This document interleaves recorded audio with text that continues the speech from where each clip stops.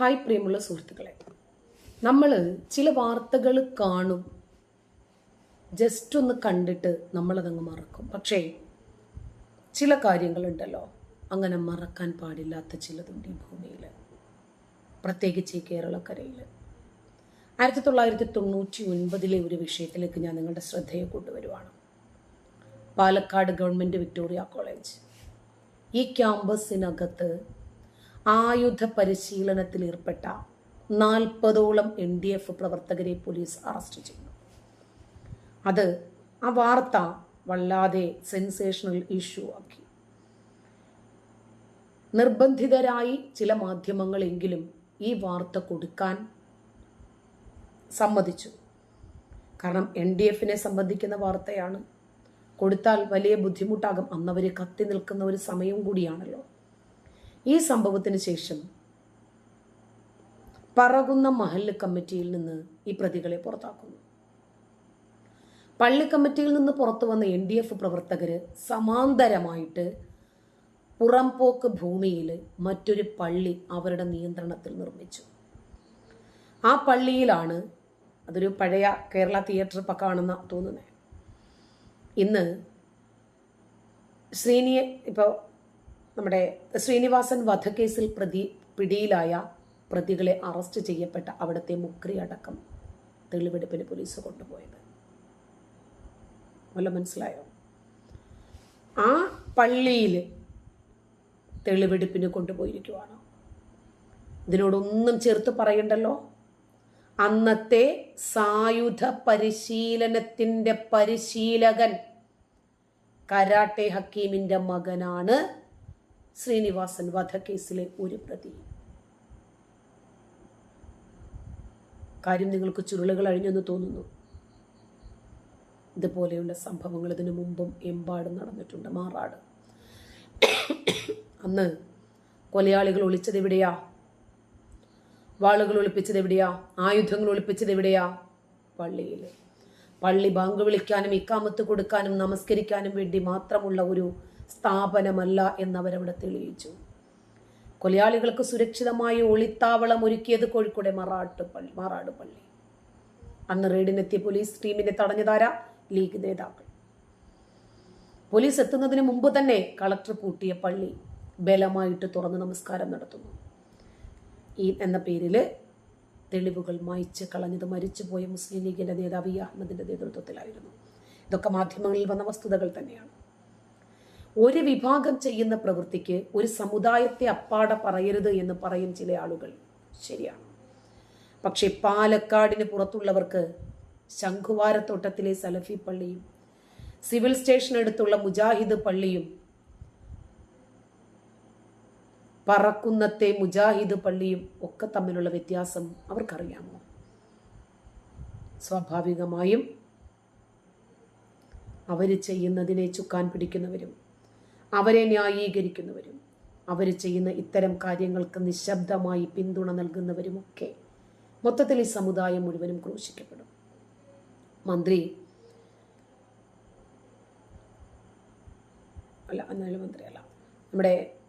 MP Govindan ഉണ്ടല്ലോ, ഈ ഗോവിന്ദൻ മാസ്റ്ററുടെ പ്രസ്താവനയുടെ ചുവട് പിടിച്ച് advocate Jaishankar Asianet prime time ചർച്ചയിൽ പറഞ്ഞത് ഈ അവസരത്തിൽ ഒന്നുകൂടി നമ്മൾ ഓർമ്മിക്കണം.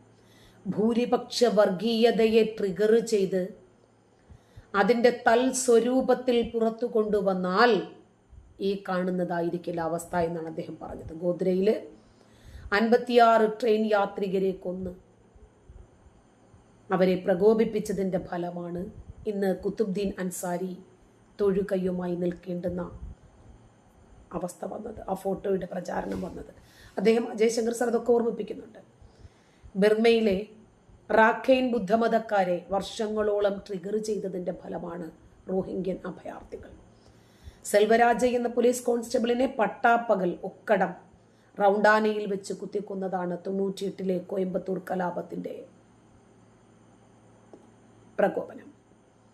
അത് സ്പോൺസർ ചെയ്തത് അവിടുത്തെ ഒരു പാലക്കാട്ടുകാരൻ, റാവുത്തരുടെ ശോഭ ടെക്സ്റ്റൈൽസ് ഗ്രൂപ്പായിരുന്നു. അതുപോലെ തന്നെ ആയിരിക്കാം പാലക്കാട്ടെ വൻകിട തുണി പലചരക്ക് കച്ചവടക്കാർ ഈ തീവ്രവാദികൾക്ക് സഹായം ചെയ്യുന്നതൊക്കെ എന്നാണ് അദ്ദേഹം പറഞ്ഞത്. അതായത് നമ്മൾ ഇനിയും ഉണർന്ന് പ്രവർത്തിക്കേണ്ടതുണ്ട് എന്ന് പല സംഭവ വികാസങ്ങളും നമുക്ക് തെളിയിച്ചു തരുവാണ്. ഷാരൂഖ് സൈഫി എന്ന് പറയുന്ന ഒരു വ്യക്തി ഡൽഹിയിൽ വന്നിട്ട്, ഡൽഹിക്കാരൻ ഈ കോഴിക്കോട് വന്നിട്ട്, ആദ്യം ഷൊർണൂരാണ് വരുന്നത്, അയക്ക് കാരക്കാട് കോളനിയിൽ എല്ലാ തരത്തിലുള്ള സൗകര്യങ്ങളും ലഭിക്കുന്നു. അതിനുശേഷം അവിടെ നിന്ന് 2 കിലോമീറ്റർ അകലെ പോയി ഓട്ടോറിക്ഷയിൽ പോയി പെട്രോൾ വാങ്ങുന്നു, കൊണ്ടുവന്ന് തീവണ്ടിയിൽ ഒഴിക്കുന്നു, തീ വയ്ക്കുന്നു, 2 പേര് മരണപ്പെടുന്നു.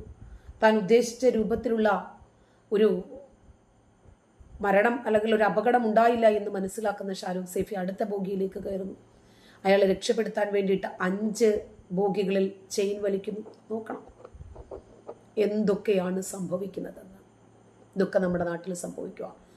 അയാള് ഒന്നും സംഭവിക്കാത്തവനെ പോലെ അതേ ട്രെയിനിൽ തന്നെ കണ്ണൂർ വരെ യാത്ര ചെയ്യുന്നു. ആ കണ്ണൂരിൽ നിന്ന് പിന്നീട് എങ്ങനെയാണ് പിറ്റേ ദിവസം അയാൾ മഹാരാഷ്ട്ര പിടിക്കുന്നത് എന്നറിയില്ല. ശരീരത്തിന് ഭാഗികമായി പൊള്ളലേറ്റിട്ടുണ്ടായിരുന്നു. എന്നിട്ട് പോലും അയാളെ പിടിക്കാൻ നമ്മുടെ പോലീസ് വൃത്തങ്ങൾക്ക് സാധിച്ചിട്ടില്ല. അയാളെ മഹാരാഷ്ട്രയിൽ നിന്നും നമ്മുടെ കേരളത്തിലെ പോലീസിലേക്ക് കൈമാറണമല്ലോ.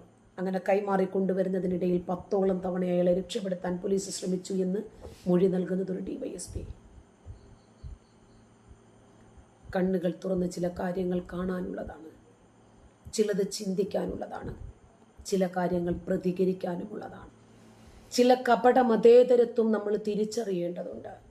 അവർക്ക് പ്രത്യക്ഷമായി എതിർക്കാൻ സാധിക്കാത്തതുകൊണ്ട് ഈ മതതീവ്രവാദത്തെ അവർ നിശബ്ദമായി പ്രോത്സാഹിപ്പിക്കുന്നുണ്ട്. മലപ്പുറത്തൊരു ഓട്ടോറിക്ഷ സ്ഫോടനം നടന്നു. വിജയകരമായ രൂപത്തിൽ ഒരു ട്രയൽ നടക്കുന്നു. ഐസിസ് ഭീകരനായ റാഷിദ് അബ്ദുള്ള ഒരു പടന്ന സ്വദേശിയാണ്. അയാൾ ആഹ്വാനം ചെയ്യുവാണ്, നിങ്ങൾ വെറുതെ ഇരിക്കരുത്, കാഫിറുകളെ ഉന്മൂലനം ചെയ്യാനുള്ള വലിയ ദൗത്യം നമ്മുടെ മേലുണ്ട്. സർവ്വലോക സൃഷ്ടാവായ അള്ളാഹു അത് നമ്മളെ ഏൽപ്പിച്ചിരിക്കുകയാണ്. അതുകൊണ്ട് കയ്യിലുള്ള എന്ത് വെപ്പൺസ് ആണോ അതുപയോഗിച്ചിട്ട് നമ്മളത് ചെയ്യണം എന്ന് പറഞ്ഞ് അയാൾ ഈ കേരളത്തിലെ മുസ്ലിം യുവാക്കളെ എക്സൈറ്റഡ് ആക്കി ഇതിലേക്ക് വലിച്ചടുപ്പിക്കുന്ന രൂപത്തിലുള്ള ഒരുപാട് ഓഡിയോ ക്ലിപ്പിങ്ങുകൾ രംഗപ്രവേശം ചെയ്തു കഴിഞ്ഞു ഈ കേരളക്കരയിൽ. ഓരോ ഓഡിയോയും ഇടുമ്പോൾ ആൾ പറഞ്ഞു തുടങ്ങുന്നത്, ഇതെൻ്റെ ഇത്രാമത്തെ ഓഡിയോ ആണ്, ഇത് കേരളത്തിലെ മുസ്ലിം യുവാക്കൾക്ക് വേണ്ടിയുള്ളതാണ്, നിങ്ങൾക്ക് ചെയ്യാൻ അവിടെ ഒരുപാട് ദൗത്യമുണ്ട്. ആ ദൗത്യത്തിൽ ഏറ്റവും ഇമ്പോർട്ടൻ്റ് ആയത് ആ മുസ്ലിങ്ങളുടെ ആരാധനാ സന്ദർഭങ്ങളുണ്ടല്ലോ, അവർ ആരാധന ചെയ്യുന്ന കേന്ദ്രങ്ങളുണ്ടല്ലോ, അവരുടെ ആരാധനകളുണ്ടല്ലോ, അവരുടെ ആഘോഷങ്ങളുണ്ടല്ലോ, അതിലൊക്കെ അവർ ആഘോഷിക്കുമ്പോൾ അവർ കുഫാറുകളാണ്, നമ്മൾ നിശബ്ദമായി നോക്കി നിൽക്കുന്നത്. അതാണ് കോയമ്പത്തൂരിൽ ദീപാവലി ദിനത്തിൽ സംഗമേശ്വര ക്ഷേത്രത്തിൽ പൊട്ടിത്തെറിച്ച ജമീഷ മുബിൻ കാണിച്ചു തന്നത്. ദിവസങ്ങളോളം വീട്ടിനകത്തിരുന്നൊരു കമ്പ്യൂട്ടർ എഞ്ചിനീയറായ ഒരു 24-കാരൻ സ്ഫോടക വസ്തുക്കൾ ഉണ്ടാക്കുന്നു. ദീപാവലിയുടെ തലേ ദിവസം 5 സുഹൃത്തുക്കളെ വീട്ടിലേക്ക് വിളിച്ചു വരുത്തിയിട്ടാണ് ഈ കാറിനകത്തേക്ക് ചാക്ക് കണക്കിന് സ്ഫോടക വസ്തുക്കൾ നിറയ്ക്കുന്നത്. ക്ഷേത്രത്തിലെത്തുന്നതിന് മുമ്പ് പൊട്ടിത്തെറിക്കുന്നു. ഒടുവിൽ ഈ സഹായത്തിന് വിളിച്ച 5 മക്കളിൽ ട്വിൻസ് ബ്രദേഴ്സ് ഉണ്ടായിരുന്നു. അതിൻ്റെ ഉമ്മ പറഞ്ഞത്, എനിക്ക് എൻ്റെ മകനെ കാണണ്ട. പോലീസിനെ വിളിച്ചു പറയുന്നു, എൻ്റെ മകനും ഉണ്ടായിരുന്നു അതിൽ, അതുകൊണ്ട് എൻ്റെ മക്കളെ 2 പേരെയും അറസ്റ്റ് ചെയ്യണം എന്നൊരു ഉമ്മ പറയുവാണ്. എന്തുകൊണ്ടാണ് നിങ്ങൾ നിങ്ങളുടെ മക്കളെ ഒറ്റുകൊടുത്തത് എന്ന് മാധ്യമങ്ങൾ ചോദിച്ചപ്പോൾ, ഈ രാജ്യത്തിന് നിരക്കാത്ത ഏത് പ്രവൃത്തികൾ എൻ്റെ മക്കൾ ചെയ്താലും ശരി, എനിക്കെൻ്റെ രാജ്യമാണ് പ്രധാനം, 2ാമതേ മക്കളുള്ളൂ. ഇതുപോലെ കാശ്മീരിലും ഉണ്ടായിരുന്നു ഒരുപാട് ഉമ്മമാർ. നന്ദി.